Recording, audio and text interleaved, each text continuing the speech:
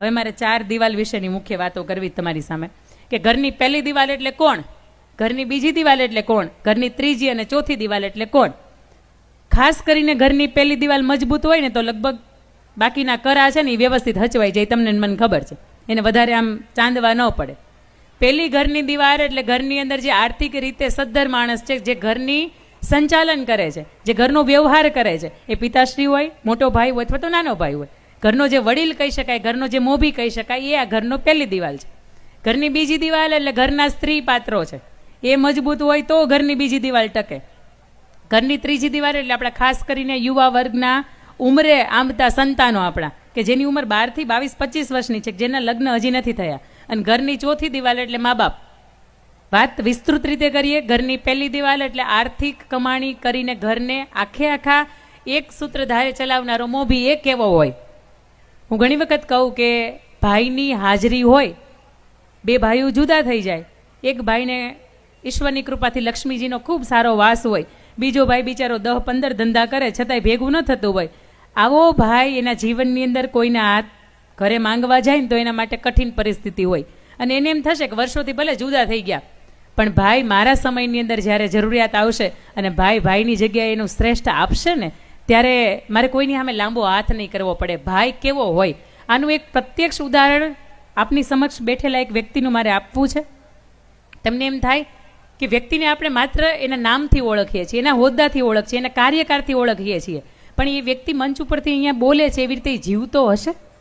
તમને મને સવાલ થાય કે એને આજે આખું વિશ્વ પૂજે છે, વિશ્વ એને આજે નામનાથી ઓળખે છે, પણ છતાંય એ માણસ એના જીવનની અંદર અંગત રીતે એ શ્રેષ્ઠ ભાઈ તરીકે જીવતો હશે? અને આ સવાલનો જવાબ આપતા પહેલાં કે આ ઘટનાને મેં મારી આંખે અનુભવેલી આ ઘટના છે, એમની વચ્ચે આપને મારે મૂકવી છે. એક દાદા કે જેનું જીવન સંધ્યાનું પર્વ ઉજવાય, અને દાદાને પૂછો ને કે વડીલો અમે સંતાનો ભેગા રહીએ કે જુદા, એટલે દાદા તરત જ એમ કે અમે જ્યાં સુધી જીવતા છીએ ને ત્યાં સુધી તમે ભેગા રહ્યો.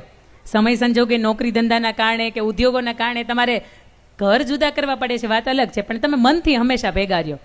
એ દાદાનું જીવન સંધ્યા ઉજવાય એટલે દાદાના ભાઈઓ, એમના સંતાનો, એટલે અડધો ડઝન જેટલા 6 ભાઈઓ થાય.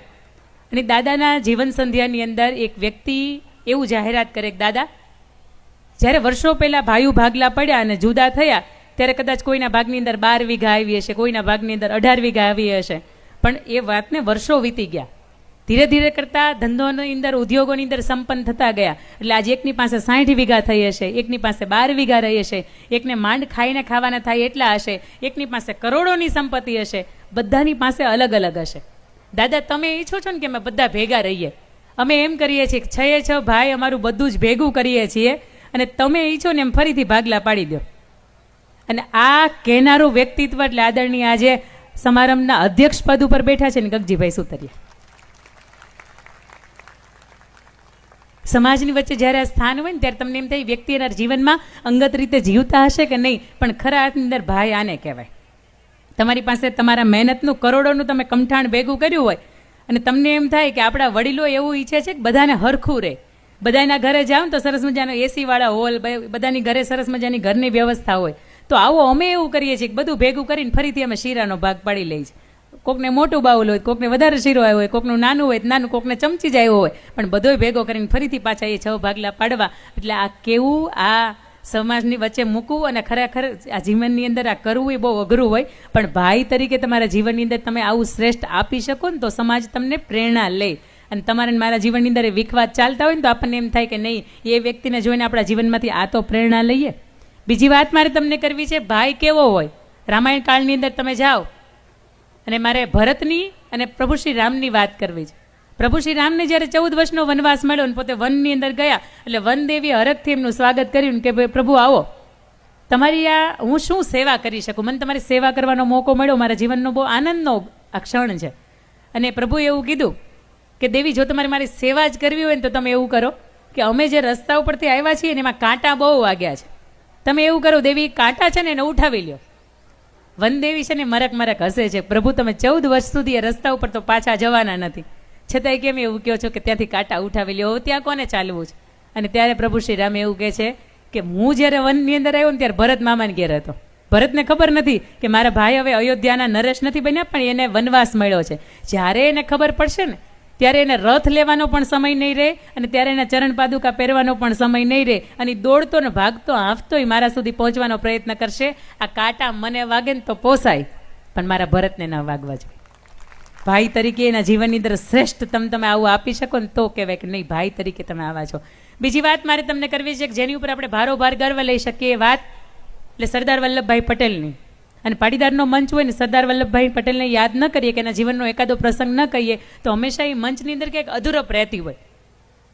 તમને એમ થાય કે તમારી મારા પર્સની અંદર ખોલીએ અને એમાંથી એક કરન્સી નીકળે, કરન્સીની અંદર ફોટો તમને ગાંધી બાપુનો જોવા મળે કે તો રાષ્ટ્રપિતા કહેવાય. છતાંય આજે વર્લ્ડનું ઊંચામાં ઊંચું સ્ટેચ્યુ સરદાર વલ્લભભાઈ પટેલનું કેમ બને? એનું કારણ શું? ત્યાં તો ગાંધી બાપુનું બનવું જોઈએ.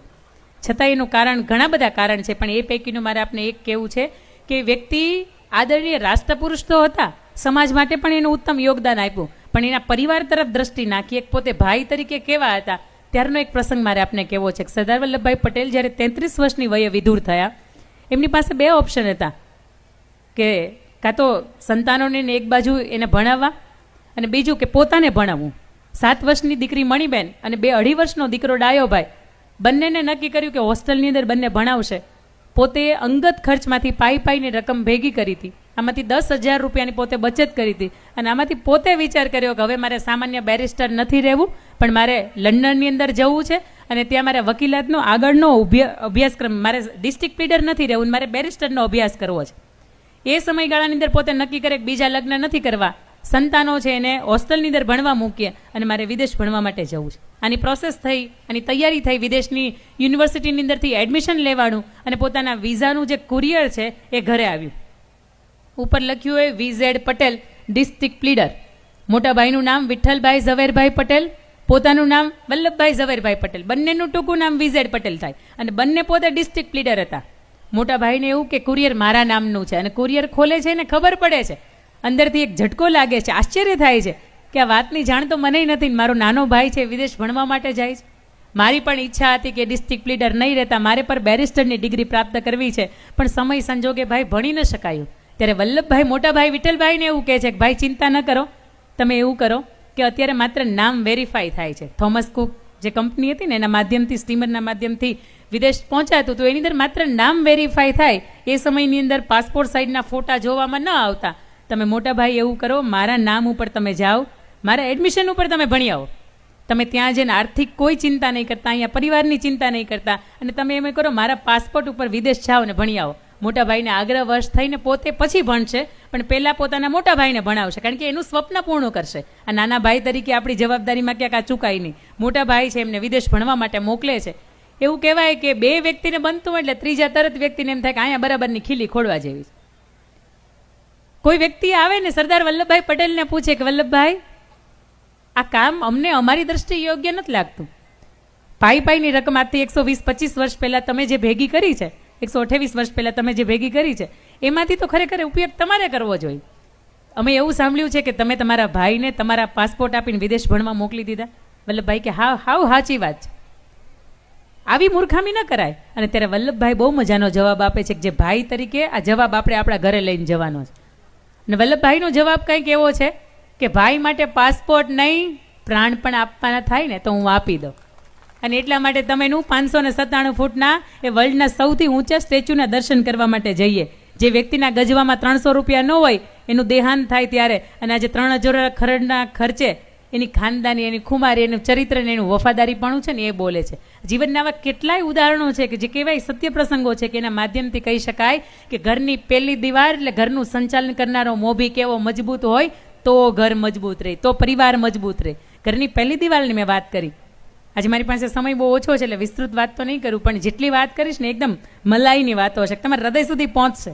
કારણ કે આપણે સૌ ખેડૂતના દીકરા છીએ ને આપણને ખબર છે કે કોક વાવીને જાય ને તો એને ઉગવું પડે.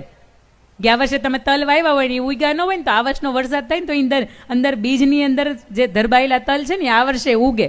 એટલે મને એટલી ખબર છે કે અહીંથી જે પણ મારે વાતો કરવાની છે ને આ વર્ષે નહીં ઉગે ને તો આવતા વર્ષે ઉગશે, પણ ઉગશે. કારણ કે ખેડૂતની દીકરી હું છું ને મને ખબર છે કે વાવ્યું હોય ને ઉગે.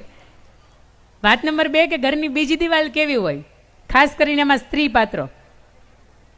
તમને એમ થાય કે ભાઈ તો પ્રમુખ છે, ઉપપ્રમુખ છે, ખજાનચી છે, મંત્રી છે, પણ હાલતું કોનું હોય ઘરની અંદર? હાલતું કોનું હોય?